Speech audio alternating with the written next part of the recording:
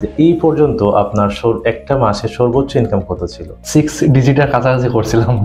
আসসালামু আলাইকুম, আমি ফরিদ আহমেদ, DIT এর একজন ফ্যাকাল্টি মেম্বার।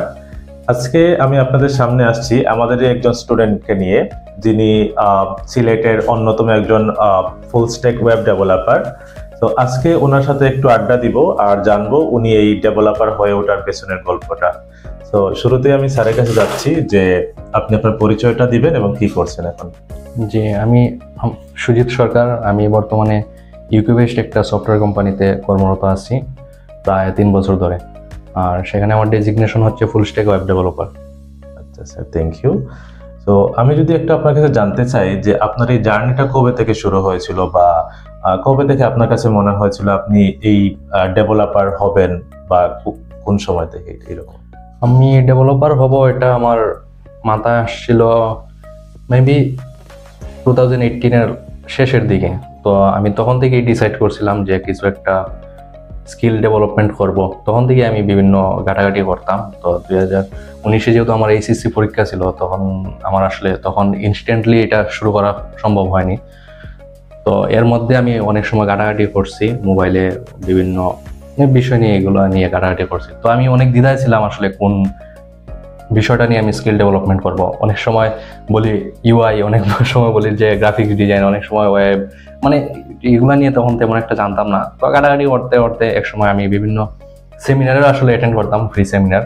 তো এর মধ্যে একবার আমার এইচএসসি পরীক্ষা চলাকালীন সময়ই আমার মানে গ্যাপ ছিল, তখন আমি ওই যে আইটিআইডের একটা সেমিনারের অ্যাডভার্টাইজমেন্ট দেখছিলাম ফেসবুকে। আচ্ছা, তখন সেখান থেকে আমি আইটিআইডের সেমিনারে অ্যাটেন্ড করছিলাম। দেন তখন আমি ভাবছিলাম যে মানে আমার এইচএসসি পরীক্ষা শেষ হওয়ার পরপরই আমি এখানে অ্যাডমিশন নেব আর কি। তো এইচএসসি শেষ হওয়ার পরপরই আমি অ্যাডমিশন নিয়ে নিয়েছিলাম আইটিআইডে। যখন থেকে আপনি আপনার এই জার্নিটা শুরু করেন, তখন আইটিতে কি পরিমাণ হেল্প আপনি পেয়েছিলেন? জি, টু বি অনেস্টলি বলতে আসলে আমি অনেক হেল্প পাইছি। আর এখানে আমাদের যে ব্যাচমেটরা ছিল তারাও অনেক হেল্পফুল ছিল। তাছাড়া আমাদের যে স্যার, উনি ইমাদ স্যার, উনিও তখন আমাদের ক্লাস করাতো।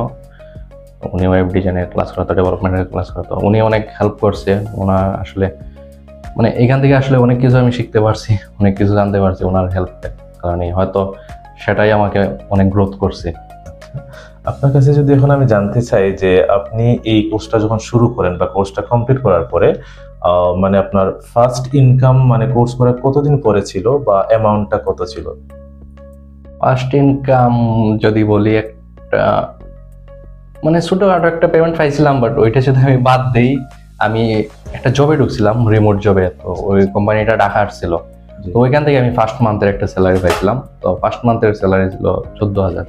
আচ্ছা সুজিত, আপনার কাছে আরেকটি প্রশ্ন হচ্ছে যে অনেক স্টুডেন্ট আছে যারা কনফিউশনে থাকে যে তারা তাদের একাডেমিক লেখাপড়ার পাশাপাশি যে এইরকম এক্সট্রা কোনো স্কিল নিতে পারবে কিনা। সেক্ষেত্রে আপনি কি মনে করেন যে যদি তারা এরকম কোনো স্কিল নেয়, এটা তাদের জন্য প্রেশার হবে কিনা? হ্যাঁ, অবশ্যই সম্ভব। কেননা আমি নিজেই এসএসসি পরপরই আসলে অনার্স, আমি যখন অনার্সে অ্যাডমিশন নিয়েছি তখন তো এইটাতেই মানে ছিলাম ইনভলভ। তো এখনো আছি আসলে ইনভলভ এটার সাথে। ডেফিনেটলি সম্ভব, যদি নিজের প্যাশন থাকে আসলে ওটার প্রতি, তাহলে অবশ্যই সম্ভব। আপনি কি মনে করেন এটা যদি করতে যায়, বা শুধু ওয়েব ডেভেলপিং না, ধরেন graphic design, digital marketing, web development, এগুলোর পিছনে মানে লেখাপড়ার পাশাপাশি কতটুকু সময় দেওয়া লাগবে ডেইলি? সময় তো আসলে আমি যতটা জানি আসলে সবগুলোতে সেম সময়টা লাগে না আসলে।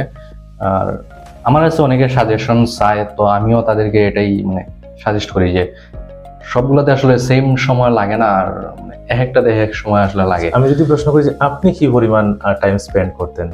আমি তো আসলে মানে আমি একটা টার্গেট নিয়ে নিয়েছিলাম যে আমি এতদিন এটার পিছনে খুব ভালোভাবে এটার প্রতি সময় শ্রম দিব।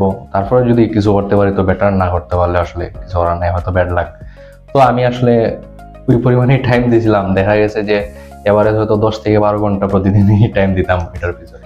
আপনার একটা গোল ছিল যে যেভাবেই হোক আপনার এটা অ্যাচিভ করতেই হবে। জি, এটাই অ্যাচিভ ছিল। আচ্ছা, অনেক গোল ছিল। আচ্ছা আচ্ছা। তো আপনার কাছে আমার লাস্ট একটা প্রশ্ন থাকবে যে এই পর্যন্ত আপনার একটা মাসে সর্বোচ্চ ইনকাম কত ছিল? সর্বোচ্চ ইনকাম যদি বলা যায়, এক মাস একবার মেবি আমি প্রায় 6 ডিজিটের কাছাকাছি করছিলাম। 6 ডিজিট। এটা সব সময় না, বাট একবার করছিলাম আর কি। আচ্ছা আচ্ছা আচ্ছা, বুঝতে পারছি। 6 ডিজিটের কাছাকাছি, এক্স্যাক্টলি 6 ডিজিট না। ধন্যবাদ সুজিত আমাদের এখানে আসার জন্য এবং আপনার মূল্যবান সময় দেওয়ার জন্য। লাস্ট আপনার কাছে একটাই রিকোয়েস্ট থাকবে যে আমার যারা ভিউয়ার্স আছেন এবং আজকে আমাদের এই ভিডিওটা যারা দেখছেন, তো তাদের উদ্দেশ্যে যদি আপনার কিছু বলার থাকে যে এইগুলো দিয়ে আসলে কিছু একটা করা যায়। আপনাকেও ধন্যবাদ, আর ধন্যবাদ IT8কেও। আর আমি ভিউয়ার্সদের উদ্দেশ্যে এটাই বলবো যে আসলে অ্যাচিভ করা অবশ্যই সম্ভব।